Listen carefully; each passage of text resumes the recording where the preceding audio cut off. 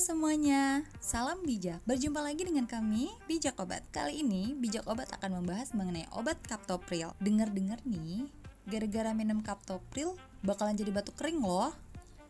Bener nggak sih? Daripada cuman kepo, mending langsung aja kita bahas yuk. Kaptopril adalah obat yang digunakan untuk menurunkan tekanan darah pada penderita tekanan darah tinggi. Obat ini adalah golongan angiotensin converting enzyme inhibitor yang termasuk ke dalam kategori obat keras. Artinya, kaptopril hanya dapat diperoleh dengan resep dokter. Kaptopril digunakan untuk mengobati tekanan darah tinggi, masalah ginjal yang disebabkan oleh diabetes, gagal jantung kongestif, dan untuk meningkatkan kelangsungan hidup setelah serangan jantung. Kaptopril bekerja dengan cara menghambat angiotensin converting enzyme sehingga mencegah terjadinya perubahan dari angiotensin 1 menjadi angiotensin 2. Angiotensin 2 ini memiliki aktivitas penyempitan pembuluh darah dan penahan ion natrium, sehingga menyebabkan tekanan darah meningkat. Penghambatan angiotensin converting enzyme tersebut menyebabkan pembuluh darah akan lebih rileks, sehingga pembuluh darah akan melebar dan meningkatkan ekskresi natrium. Nah, hal itulah yang membuat tekanan darah akan menurun. Selain itu, kaptopril juga bekerja menghambat metabolisme bradikinin. Di Indonesia,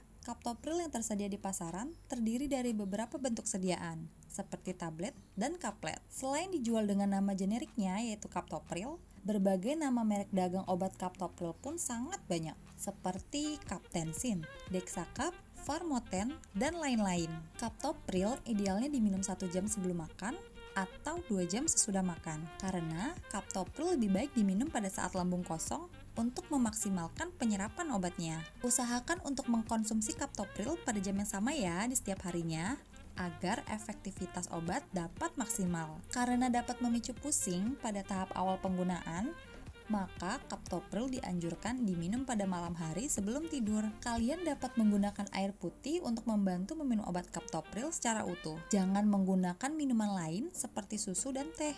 Jangan pula menghancurkan, membelah, dan mengunyah obat karena dapat menurunkan efektivitas obat. Kalian juga tidak dibolehkan untuk mengemudikan kendaraan atau mengoperasikan alat berat saat mengkonsumsi kaptopril. Efek samping dari kaptopril yang sering terjadi yaitu batuk kering. Kok bisa ya jadi batuk kering? Nah, hal ini terjadi karena mekanisme kerja kaptopril selain sebagai penghambat angiotensin converting enzyme, juga sebagai penghambat metabolisme bradikinin.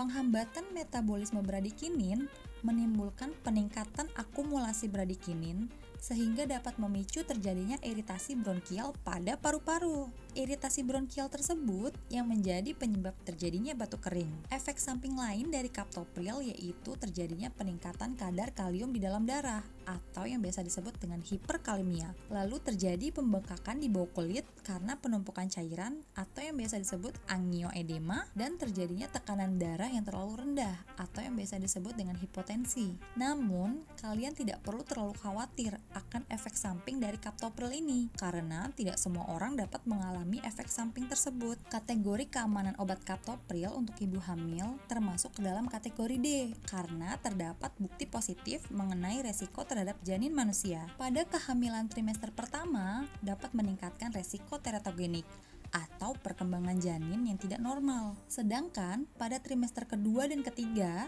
dapat menyebabkan resiko hipotensi janin, anuria, kegagalan ginjal, serta malformasi atau kematian janin. Pada wanita yang sedang menyusui, tidak disarankan menggunakan obat kaptopril ini karena kaptopril diekskresikan di dalam ASI. Jadi, obat kaptopril tidak direkomendasikan kepada ibu yang sedang hamil dan menyusui. Kaptopril dapat berinteraksi dengan beberapa obat lainnya, seperti antibiotik aliskiren, kombinasi sakubitril dan valsartan, allopurinol, aspirin, dan obat-obat golongan ARB seperti kandesartan dan valsartan. Adapun efek yang terjadi jika kaptopril bersama dengan antibiotik aliskiren, efeknya yaitu meningkatkan resiko efek samping seperti masalah ginjal, hipotensi, dan kadar kalium yang terlalu tinggi di dalam darah.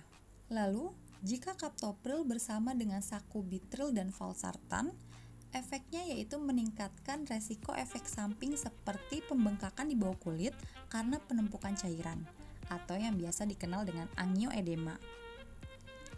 Jika kaptopril bersama dengan allopurinol, efeknya yaitu dapat meningkatkan resiko reaksi alergi dan infeksi parah. Jika kaptopril bersama dengan aspirin, efeknya yaitu menurunnya fungsi ginjal secara signifikan dan menurunkan efek dari kaptopril itu sendiri. Jika kaptopril bersama dengan obat-obat golongan ARB seperti kandesartan, irbesartan, losartan, olmesartan, telmisartan, dan valsartan, efeknya yaitu meningkatnya resiko kadar kalium yang berlebih di dalam darah, lalu hipotensi, dan juga kelainan gagal ginjal. Sebelum menggunakan kaptopril, tolong beritahukan kepada apoteker atau dokter yang menangani kalian jika kalian memiliki alergi terhadap obat ini atau obat-obatan golongan penghambat angiotensin converting enzyme lainnya. Lalu, kalian juga harus memberitahukan kepada apoteker atau dokter jika kalian sedang mengkonsumsi obat-obatan lainnya, termasuk obat herbal loh ya. Nah, sekian dulu ya pembahasan kita kali ini. Terima kasih sudah menyaksikan video kami hingga akhir.